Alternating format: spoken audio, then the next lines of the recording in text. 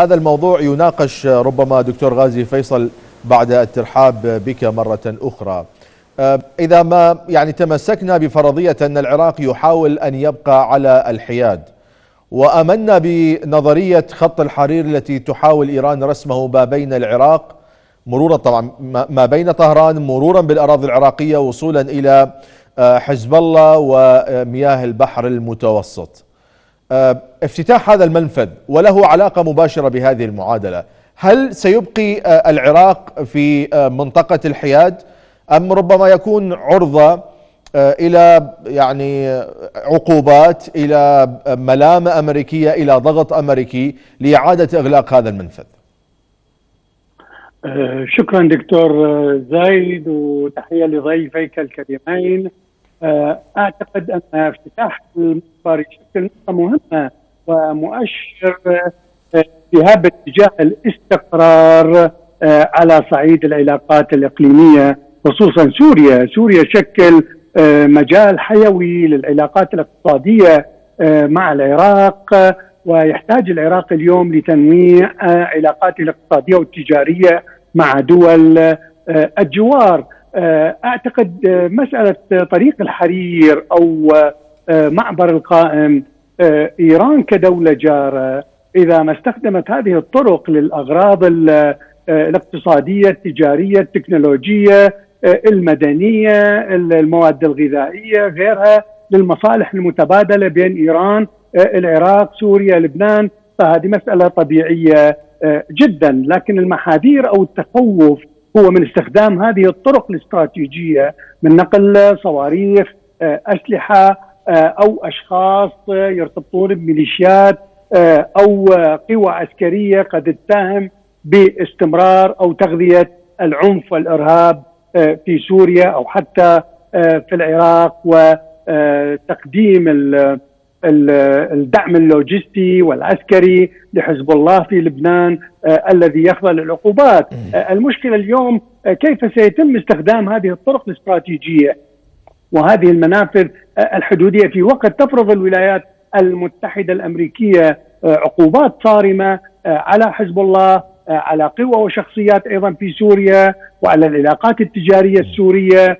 إذا يفترض على الحكومة العراقية أن تكون حذرة باتجاه طبيعة الاستخدامات اللي راح تكون عبر طريق القائم أو طريق الحرير أو غيرها من الطرق. أنا أعتقد اليوم هناك تحكم جيد على ما يبدو في الحدود العراقية السورية من قبل العراق، وبالتالي ممكن نستثمر هذه الفرصة. لكن على الجانب الآخر ما زالت موجودة دولة الخلافة الإرهابية. البوكمال اليوم يعج بالحرس الثوري الإيراني بميليشيات وكتائب تابعة ومرتبطة بالحرس الثوري الإيراني أيضا، وهكذا. أعتقد هناك تعقيدات واسعة النطاق. ممكن اليوم العراق عبر التجارة أن يفكك هذه التعقيدات تدريجيا، حتى لو عبر التجارة. عذرا دكتور، وأشرت في مقدمة الكلام إلى قضية العقوبات الاقتصادية المفروضة على إيران والمتصاعدة على حزب الله ومن يرتبط بهما بشكل أو بآخر. كيف يمكن العراق أن يمرر تجارته بعيدا عن العقوبات، بعيدا عن كسر نمط الحياد الذي يحاول أن يصل إليه، وهو ربما يتعامل مع نظام سوري له علاقات مباشرة بمصالح إيرانية ومصالح حزب الله في سوريا في لبنان؟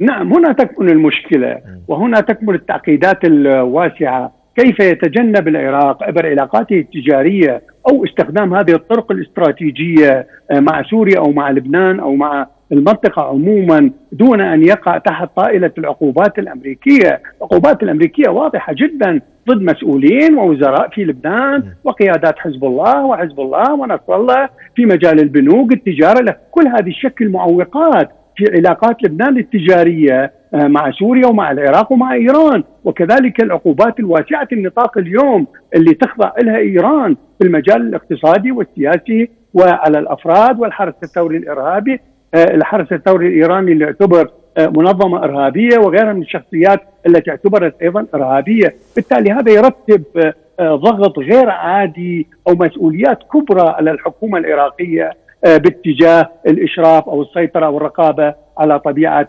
التجارة التي ستمر من القائم أو عبر طريق الحرير الاستراتيجي. فإذا التزم العراق بالعقوبات الأمريكية والتزم بمراقبة دقيقة حاسمة لمسألة السلع والبضائع اللي تنتقل بين العراق وبين سوريا والعكس، إذا سيستمر في الحياد، وبخلافه بالتأكيد سيضع نفسه أمام عقوبات أو مشاكل مع الإدارة الأمريكية. الإدارة الأمريكية لن تتساهل في خرق العقوبات اللي تفرضها، يعني لا تفرض عقوبات على شركات صينية، تفرض عقوبات على شركات روسية تتعامل مع إيران أو تتعامل مع شركات إيرانية. إذا ما شركات عراقية تعاملت خارج نطاق أو كانتهاك للعقوبات الأمريكية، إذا ستخضع للعقوبات الأمريكية كما الصينية والروسية والأوروبية حتى. طيب نعم. دكتور إحسان، يعني هنا وكلكم اتفقتم على